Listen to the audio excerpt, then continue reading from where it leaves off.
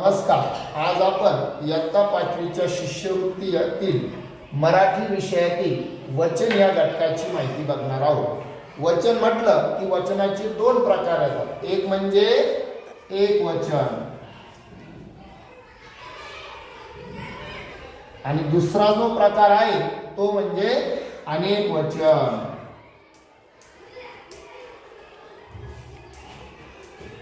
आता एक वचन मध्ये काय, ज्या ठिकाणी एकाच वस्तूचा, एकाच व्यक्तीचा, एकाच प्राण्याचा जर बोध होत असेल तर त्याला आपण म्हणतो एक वचन. आणि ज्या वेळेस अनेक प्राणी, अनेक वस्तू किंवा अनेक व्यक्तीचा जर बोध होत असेल तर त्याला आपण म्हणतो अनेक वचन. मग आता एक वचन कसं ओळखायचं, तर एक वचनामध्ये बघा, मी, तू, त्यानंतर तो, ती, त्यानंतर ते, जो आणि हा आणि कोण, हे शब्द ज्यावेळेस येतात त्यावेळेस त्यांना म्हणायचं एक वचन. उदाहरणार्थ, मी गावाला जाणार, तू शाळेत जाणार, तो हुशार आहे, ती मुलगी आहे, ते झाड आहे, जो हुशार असेल, हा कोण आहे. बघा, कोण गावाला चालला, म्हणजे असे जर शब्द आले तर आपण त्यांना म्हणतो एक वचन. म्हणजे ज्या ठिकाणी ही सर्वनामं वापरली जातात ती येतात एक वचन या प्रकारात. मग आणि दुसरा प्रकार आहे अनेक वचन. अनेक वचन म्हणजे काय, ज्या ठिकाणी आपल्याला अनेक वस्तूंचा बोध होत असेल तर त्याला आपण अनेक वचन म्हणतो. मग अनेक वचनात कोण आलं, आम्ही, तुम्ही, त्यांना, त्याचप्रमाणे त्या, ते, ही, तसंच काय येतं, जे, ह्या आणि त्या आलेलं.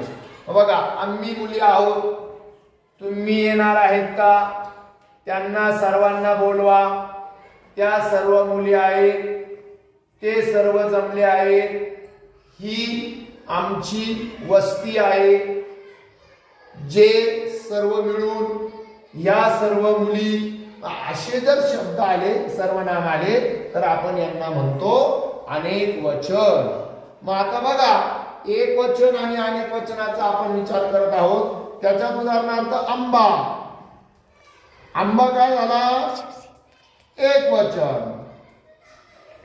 आणि त्याच ठिकाणी जर आपण आंबे घेतले तर हा काय झाला, अनेक वचन. मग आपल्याला एखादी वस्तू अनेक वचनाची आहे ते एक वचनाची आहे हे आपल्याला याच्यातून समजून घ्यायचं आहे.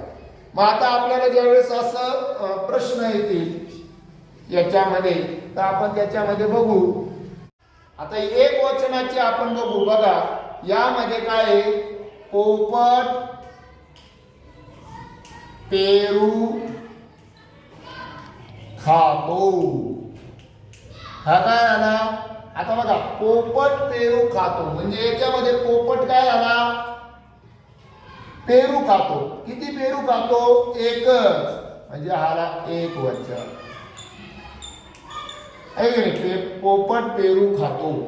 आणि इथं जर आपण बघा, खातो याच्यावरून हा प्रकार कळाला, कारण पोपट पेरू खातो, पेरू हा एक वचनात का आला, कारण तो फक्त खातो म्हणजे याचा अर्थ एकटा पोपट आहे. आणि त्याच संदर्भातलं दुसरं वाक्य आहे, पोपटाने पेरू खाल्ले. बघा, इथं पण पेरू आहे, इथं पण पेरू आहे, पण हा एक वचन एका शब्दाला आपल्याला या क्रियापदावरून, खाण्याची क्रिया.